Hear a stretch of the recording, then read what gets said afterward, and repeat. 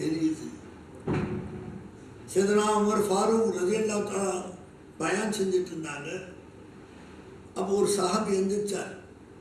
நாளை கியாமத்தில் உங்களுக்கு கொடுத்ததை பற்றி கேள்வி கேட்பான்னு சொல்லிங்களே உமரே ரலியல்லாஹு தஆலா. அந்த சஹாபி சொல்கிறார், பாருங்க பார்வை மங்கி போச்சு, உடம்பெல்லாம் இந்த கதியாக போச்சு, பார்க்கறதுக்கு சைக்கிள் மேல்காலெலாம் அரிப்பாக போச்சு. என்னிடம் என்ன அல்லாஹ் கேட்பான்? அவர் கேட்குறார். ஒரு சஹாபி தோழர் உடனே உமர் ஃபாரூக் சொல்றது எல்லாம், உனக்கு தினமும் யூரின் போகுதா? சிறுநீர் போகுது. நேரப்பட போகுதா? போகுது. நேரம் தப்பி போதா? இல்லை. எரிச்சல் இருக்கா? இல்லை. கடுகடுப்பு இருக்கா? இல்லை. ஒன்றும் இல்லையா? இல்லை. இதை பற்றி நாளைக்கு அல்லாஹ் உன்னை கேட்பான். இப்படி ஆயிட்டான்னு உன்னை விட்டுருவான்னு நினைக்கிறியா? எத்தனை பேர் சிறுநீர் வியாதியில் செத்து போகிறாங்க, எத்தனை பேர் அதை அவதிப்பட்டு கிடக்கிறாங்க. ராத்திரியில் 6 வாட்டி ஒன்றுக்கு போய் தூக்கம் கிடந்து போய் பிரயாணம் செய்ய முடியாமல் அங்கங்கே யூரின் வரவச்சு கஷ்டப்படுறாங்க. அப்போ இந்த சக்கரை வியாதி உமர் காலத்திலே இருந்துச்சு. ரலியல்லாஹு தஆலா மக்ஃபியாக மறைஞ்சிருந்துச்சு. ஆனால் தான் அப்படி கேட்டால் அந்த சாவியை பார்த்து, நான் இப்படி இருக்கிறேன், இந்த கதியை என்னை பற்றி என்ன அல்லாஹ் கேட்பான்? அதாவது என்ன அவனோட நேமத், அவனோட கிஃப்ட்டு எனக்கு ஒன்றுமில்லைன்னு அவன் சொல்ல வர்றாரு சாமி. அதுக்கு சையதுனா உமர் ஃபாரூக் சொன்னாங்க, உனக்கு நேரப்படி பிரியுதா? கரெக்டா? இரவில் தூங்கும் போது நேரப்படி தான் வருது. அன்டைமில் இல்லவே இல்லை. எரிச்சல் இல்லவே இல்லை. இதை பற்றி அல்லாஹ் நாளைக்கு கேட்பான். எத்தனை பேர் அந்த யூரின் அப்படி போகாமல் கஷ்டப்படுறாங்க, நமக்கு தெரியதான் செய்யும். இதையெல்லாம் உமர் கத்தாபுடைய காலத்திலேயே சொல்லி அவங்களுக்கு உதாரணங்கள் சொல்லி விளக்கிட்டாங்க. அப்படியாப்பட்ட இந்த உடலை அல்லாஹ் தஆலா நமக்கு தந்திருக்கிறான். எல்லாருமே நான் சமீபத்தில் ஆஸ்பத்திரியில் எங்கள் ஒய்ஃபை சேர்த்துருந்தேன். கல்யாணம் ஒன்று மாதிரி இந்த ஆஸ்பத்திரி. கார் இறங்குது போகுது, செக்யூரிட்டி அவங்க இவங்க மேலே வாழ, அங்கே எங்கே நர்ஸு பார்க்க உள்ள கூட்டம். ஒரு கல்யாண மண்டபம் மாதிரியே தான் தெரிஞ்சு. கல்யாண மண்டபம் அது இல்லையே. ஒரு பக்கம் ஒரு பாடி இறந்து போய் கூப்பிட்டு போகிறாங்க, அழுதுகிட்டே போகிறாங்கன்னு. ஒரு பக்கம் குணமாகி காரில் போகிறாங்க, சிரிச்சுக்கிட்டே போகிறாங்கன்னு. ரெண்டு தானே அங்கே. உயிர் பிழைக்கும், உயிர் போகும். வேறு என்ன இது டாக்டர் ஹாஸ்பிட்டலில்? நானும் அங்கே 11 நாள் போய் பார்த்துட்டு தான் வந்தேன். அல்லாஹ் எப்படி எப்படிலாம் இருக்கிறாங்க டாக்டர்கள், எப்படிலாம் நம்மளுக்கு ஒத்தாசை செய்கிறாங்க. அந்தந்த கல்வியில் ஸ்பெஷலிஸ்ட்டு எப்படிலாம் என்னென்ன வியாதி எப்படிலாம் பரிசீலிக்கிறாங்க, எப்படிலாம் டயக்னோஸ் பண்ணுறாங்க. பண்ணி அதுக்கு ஒரு பரிகாரம் செஞ்சு அவங்க அனுப்பிச்சுவாங்க. பல டெஸ்ட்டு எங்கள் ஒய்ஃபுங்க பண்ணாங்க, நம்மகிட்ட சொல்லாமே பண்ணாங்க. சொன்னால் நம்ம பயப்படுவோம். அந்த டர்த்தே நெய். நான் டாக்டர்கிட்ட சொன்னேன். அவங்க உயர்ந்த அந்தஸ்துள்ள டாக்டராக இருக்கிறாங்க. 85 வயசு சொன்னாங்க. அந்த டர்த்தே நெய். டாக்டர் क्या फायदा है? பயப்படுறதுல என்ன அர்த்தம் இருக்குது? அவங்களுக்கு ஹயாத் இருந்தால் வீட்டுக்கு வருவாங்க. ஹயாத்தா இல்லையா மையத்தான் வருவாங்க. 2 வஸ்து தான் ஹாஸ்பிட்டலில்.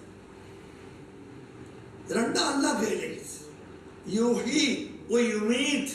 பார்த்தீங்களா கலிமாவில் எப்படி சொல்கிறாங்க? கலிமா தௌஹீதில் யூஹி உங்களை ஹயாத்தாக்குறவன், உங்களை ஹயாத்தா வச்சிருக்கிறவன். யுமீத் உன்னை மௌத்தாக்குறவன், உன்னை மனநிக்க செய்கிறவன். என்ன தவறு? யூஹி வ யுமீத். லா இலாஹ இல்லல்லாஹு வஹ்தஹு லா ஷரீக லஹு லஹுல் முல்க் வல் ஹம்து யூஹி வ யுமீத். 4ஆம் கலிமா தௌஹீத் ஓதி கொடுக்குறீங்க. என்ன சொல்கிறான்னா யூஹி உங்களை ஹயாத்தாக்குறவன் நான் தான். யுமீத் உன்னை மனநிக்க செய்யவும் நான் தான். இது தவிர ஹாஸ்பிட்டலில் எதுவும் நடக்காது இல்லைங்களா? போனவர் சீக்கா ஹயாத்தாக்கு சலாமத்தாக வீட்டுக்கு வரலாம். இல்லைங்க அங்கே அவர் மரணத்தை திரும்பி ஜனாதாவை வீட்டுக்கு வரலாம். வேறு என்ன இருக்காங்க? எல்லாமா தமாஷா. இதெல்லாம் ஒரு விளையாட்டு மாதிரி இருக்குது, திருவிளையாடுன்னு சொல்கிறாங்களே. அப்படி இல்லை தோழர்களே, கவனிச்சு பாருங்க. நேற்று கூட சொன்னேன், என்னுடைய அரபி ஸ்டூடெண்ட் இருக்கிறார் ஓமானில் மஸ்கத்தில். அவங்க அண்ணன் பெண்டாட்டி கேன்சரில் கஷ்டப்பட்டாங்க. பல நாடுகளுக்கு போய் செலவு பண்ணி வீடை விற்று, காலை விற்று, கை வாட்சி அதெல்லாம் விற்று கடைசியில் மையத்தான் வந்தாங்க ஓமானுக்குன்னு சொன்னார். ஏன் அவரோட தம்பி என்கிட்ட பேசினார், அவர் எனக்கு தெரியாது. அதுக்கு சொத்தை படித்த ஒரு வியாதியில் உயிர் பிழைச்ச அந்த அம்மா வரல. எல்லாம் நாடுவானையானால் அப்படி செய்தால் ஒரு சொத்து போடும். ஜக்காத்தை கொடுத்துட்டு, அந்த ஜேன காசை கொடுத்துடு. அந்த 2000 ரூபாய் எல்லாம் ஜக்காத்து நீ கொடுக்கல, கொள்ளை அடிக்கப்படலாம், சூறையாடலாம், தண்ணீரில் அழிஞ்சு நாசமாக போகலாம், தீப்பிடிச்சு அழிஞ்சு நாசமாக போகலாம், அரசாங்க ரைட்டில் ஒரு சொத்து நாசமாக போயிடும். ஜக்காத்து கொடுக்கலான்னா 5 வகையில் ஒரு சொத்தை அழிச்சிடுவான். பார்த்தீங்களா? அதை கொடுத்துடுங்க. நீங்கள் எத்தனோ பணக்காரங்க ஜக்காத்தை கொடுக்காம, ஆனால் ஒன்றுமில்லாம் போயிட்டான்.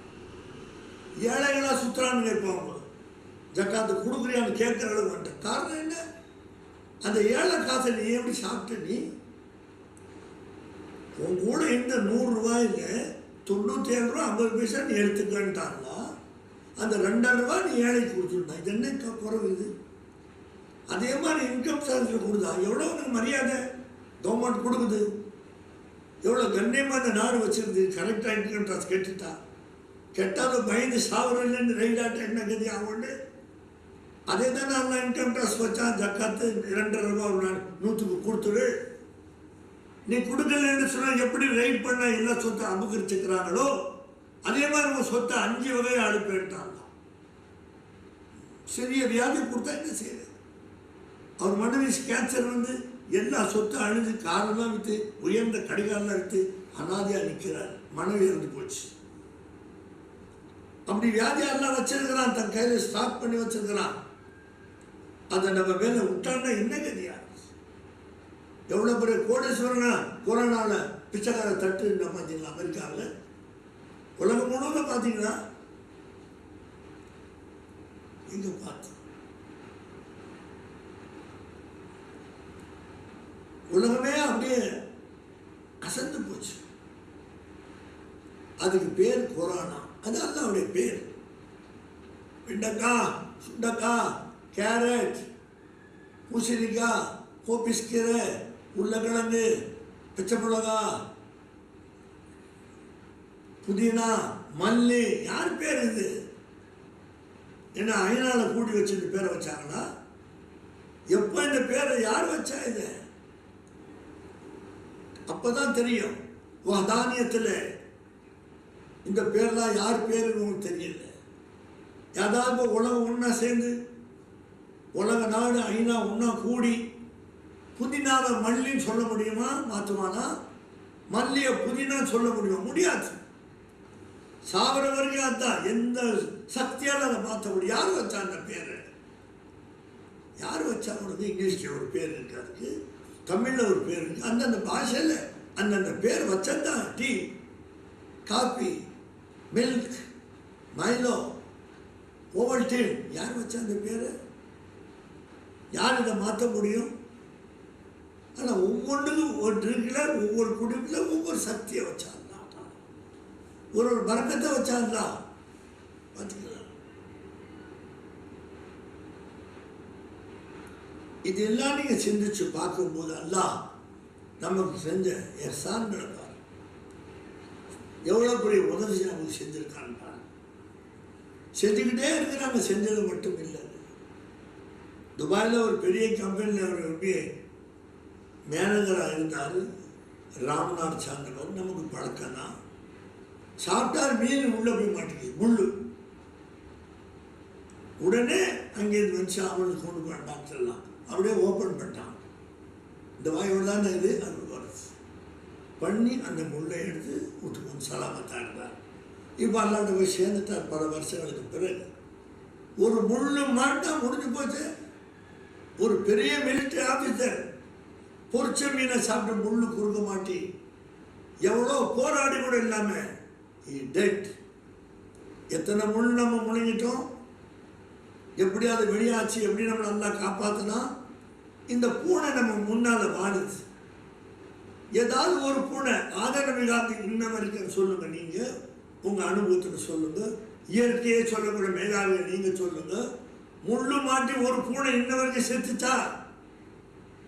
காரணம் வாய்தானுங்க. அப்படி முள்ளு மாட்டினா அது எடுக்குது பாருங்க, ட்ரை பண்ணுது, பண்ணி வெளியில் வந்து அந்த முள்ளை தன் குட்டிக்கு ஊட்டுதே. அந்த குட்டி பூனை முள்ளில் மாட்டுச்சா? முள்ளு மாட்டி சாவலை. எந்த பூனையும் சாவலை முள்ளு மாட்டி. குரல் எவ்வளோ பெருசு, வாய் எவ்வளோ பெருசு, ஆகாரமே மீன் தானே அதுக்கு. நீ மாட்டிட்டு முடிக்கிற ஆஸ்பத்திரிக்கு போகிற தொடர்ந்து அந்த முள்ளை எடுக்கிறாங்க. திணறி போயிடலாம், சொல்ல முடியாது. அந்த அற்ப பூனை இன்ன வரைக்கும் ஒரு பூனை கூட முள்ளு மாட்டி செத்ததாக யாரும் சொன்னது கூட சொல்ல முடியாது. அல்லாஹ் பாதுகாக்கலாம். உன்னை பூனையா படிச்சுட்ட கவலைப்படாது. நீ இந்த முள்ளு மீனை சாப்பிடவும் உன்னை நான் பாதுகாப்பேன். நீ நிம்மதிக்கு சாப்பிட்ற குருட்டு உங்களுக்கு மீன் ஒன்றும் செய்ய முடியாது. எவ்வளோ முயற்சித்தாலும் மீன் எடுக்க முடியாது, போயிடும். இந்த மாட்டினா அப்புறம் எங்கே போய் மாட்டிச்சுன்னா பிஸ்மில்லாஹி ரஹ்மான் ரஹீம் அல்லாஹ் ரசூல் சொல்கிறாங்க, பிஸ்மில்லா சொல்லி சாப்பிடு. இந்த முசீபத்து உனக்கு வராது, இந்த கேடு உனக்கு வராது. என்ன ரெண்டு இருக்குது, ஒன்று உணவு குழாய், ஒன்று மூச்சு குழாய். பார்த்தீங்களா, உணவு குழாய்க்கு போயிட்டா சலாமத்து. ஏதாவது தப்பித்தரு மூச்சு குழாய்க்கு கூட புறையேறுது, திணற தண்ணி குடிக்கிறார். ரெண்டும் ஒரே இடத்துல தான் போகுது. எப்படி எல்லாம் பாதுகாக்கிறான். ஒவ்வொரு சாப்பாடு சாப்பிடும்போது மூச்சு குழாய்க்கு போனால் என்ன கதியாக வருது, எப்படி அதை மாற்றி உணவு குழாய்க்கு அனுப்புகிறான். எவ்வளோ அவசரமாக நீ சாப்பிட்ற. கல்யாண ஊழலில் எப்படி சாப்பிட்ற, எவ்வளோ ஸ்பீட் நீ சாப்பிட்ற, எப்படி அந்த போகுது. அந்த பிசர் எங்கே போகுது. மெட்ராஸில் நம்ம வீதியை ட்ரீட் பண்ணும்போது நம்ம மகன் மண்ணடியில் சரக்கு வாங்க போவார். தேவிப்பட்டினம் ஆளுங்க முதலாளிங்க. போன இடத்துல இவர் முதலாளி என்ன பண்ணி இங்கே வந்திருக்கீங்கன்னா, நீங்கள் அம்மாவுக்கு இது மாதிரி ஒரு 3 மாதமாக லூஸ் மோஷன் போகுது. எல்லா டாக்டர்லாம் பார்த்தேன், ஒரு நிற்கவே இல்லை. அப்படியா, எங்கள் அம்மாவுக்கு அப்படி தான் போச்சு தம்பி. நாங்களும் எங்கெங்கேயோ பார்த்து கண்டுபிடிக்க முடியல. கடைசியில் ஒரு இந்த அப்டமினல் ஸ்பெஷலிஸ்ட்டை வந்து பார்த்தோம். அவர் என்டாஸ்கோப் வாய் வழியாக போடுறாங்க பார்த்தீங்கன்னா, ஃபோட்டோ வச்சு அப்படி பார்த்தாரு. ஒரு கறி துண்டோ அது சிக்கன் துண்டோ தெரியல, அதை ஒட்டிக்கிட்டு நிற்கிது. பார்த்து அந்த கேமரா வந்து அதை வெளியாக்குனாங்க. இப்போ எங்கள் அம்மா நல்லா இருக்கிறாங்க. 2 வருஷம் நோம்பு வச்சாங்கன்னு அவர் சொல்கிறார். பார்த்தீங்களா, கறித்துண்டு எங்கே போய் மாட்டிக்கிச்சு, அடிச்சு திறந்து பாரு மோஷன். இன்டாஸ்கோப்பை எதுக்கு எடுக்கிறாங்க, என்ன காரணம் இது வருது, எங்கள் பிபிஎம் தான் செஞ்சாங்க. பார்த்தீங்களா, அதையும் படிச்சிருக்கிறாங்க. அந்த படிப்பை எல்லாம் கொடுத்துருக்குறாங்க. படிச்சிருக்காங்க ஒன்று, அந்த படிப்பை எல்லாம் கொடுத்துருக்காங்க 2. இரண்டு எங்கே போய் எந்த காலேஜில் படிப்பாங்க, அவங்க கொடுக்காவிட்டா படித்து அந்த மேதைகள் ஸ்பெஷலிஸ்ட் அதை பார்க்குறாங்க. பார்த்து அதுக்கு தகுந்த பரிகாரம் நல்லா சலாமத்தாய் அவர் சொல்கிறார் என் மகன்ட்டு. உடனே நானும் மறுநாள் டாக்டர் சொன்னாங்க, என்டாஸ்கோப் பண்ண தான் செய்யணும்னா பண்ணுங்க, நீ எதை செய்யணும்னா செய்யுங்க. உங்களுக்கு கூட நம்ம ஒப்படைச்சாச்சு பேஷண்ட்டு, நீங்கள் செய்யுங்க. நமக்கு என்ன அதுபடி அறிவு ஞானம் இருக்குன்னு இல்லை, நம்ம செஞ்சாங்க. என்டாஸ்கோப்பில் ஒன்றும் மிஸ்டேக் இல்லை. ஆனால் ஒரு 11 புண்ணு இருக்குது. அதில் அவங்களுக்கு சந்தேகம், என்ன புண்ணியே இருக்குது, வேறு மிஸ்டேக் இல்லைன்னு சொல்லி அதுக்கு மேலே டெஸ்ட்டு காமிச்சாங்க. அது நெகட்டிவாக வந்துச்சு. அப்புறம் ஒரு ஸ்கேன் பண்ண 30,000 வரும் அது மெட்ராஸில். அதை வச்சு நம்ம பார்க்கணும், என்ன உள்ளே போய் ஏன் சிறுகுடலில் ஏதாவது அப்படி நம்ம தான் செக் பண்ணு சொன்னாங்க. எல்லாம் பார்த்து அல்லாஹ் நான் சொன்னேன், அல்லாஹ் நீ என்ன சொல்கிறியோ அது என் பீவிக்கு வரும். நீ கேன்சர் வியாதி என் பீவிக்கு வச்ச டாக்டருங்க சொல்லுவாங்க, கேன்சர் சொல்லுவாங்க. நீ வச்சா நீ அதை வைக்கல, டெஸ்ட்டுக்கு போயிருக்குன்னாங்க. யார் டெஸ்ட் பண்ணுறாங்களோ அவங்க கூட நீ இருக்கிற. டெஸ்ட் பண்ணக்கூடிய இன்ஸ்ட்ருமெண்ட்ஸ் அது கூட நீ இருக்கிற. நீ அதுக்கு கிருபை செய். மறுநாள் டாக்டர் சொன்னான், நான் உங்களுக்கு சொல்லலை, கேன்சரே இல்லை அப்படின்னு சொன்னான். எல்லாம் 2 வாரத்துக்கு முன்னே நடந்த சம்பவம் சொல்கிறேன். எவ்வளோ பரபரப்பு, எவ்வளோ பதஷ்டம் மனுஷனுக்கு பார்த்தீங்களா? நம்ம நினச்சோமா மதராசில் 11 நாள் ஆஸ்பத்திரி இருப்போம், எங்கெங்கெல்லாம் சாப்பிட்டோம். இவங்க இன்னும் நம்ம லைவ் அல்லாஹ் குர்ஆன்ல சொல்கிறான். உன் ரிஸ்கை நீ பார்த்தியா? நீ சாப்பிட்றியா? அதுக்கு சிந்திச்சியா? நீ முட்டாள். இவங்க இன்னும் நம்ம லைவ்.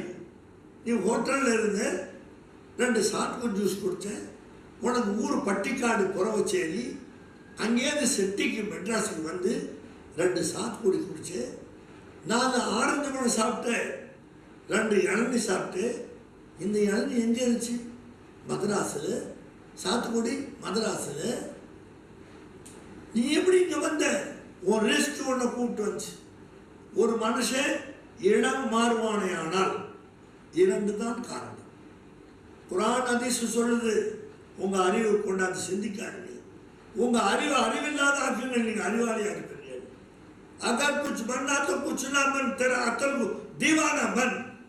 தையபாதி கௌசல்ய பெரியவங்க சொல்கிறாங்க, நீ ஏதோ தெரிஞ்சுக்க ஆசைப்பட்டா உன் அறிவும் ஒன்றும் இல்லைனா அல்லாஹ் எல்லாம் தெரிவிச்சு கொடுப்பான். அல்லாஹ் ரஹ்மத் செய்வானாக. வாஹிர் தாவானா அல்ஹம்துலில்லாஹி ரப்பில் ஆலமீன். அஸ்ஸலாமு அலைக்கும் வரஹ்மத்துல்லாஹி வபரகாத்துஹு.